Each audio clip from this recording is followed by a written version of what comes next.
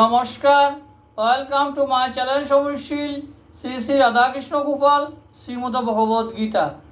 আজ 20 আগস্ট 2026 আমি শ্রীমদ ভাগবত মহাপুরাণ প্রথম স্কন্ধ তৃতীয় অধ্যায়ের ভগবানের অবতারগণের বর্ণনার 12তম শ্লোক পাঠ করছি।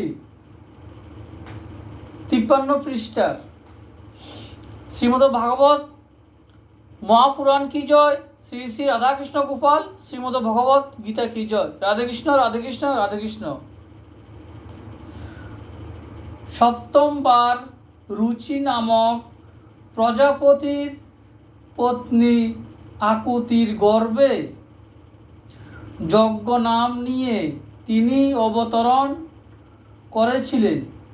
সেই অবতারে তিনি নিজ পুত্র জাম প্রমুখ দেবগণের সাথে স্বয়ম্ভূ মন্বন্তর প্রতিপালন করেছিলেন।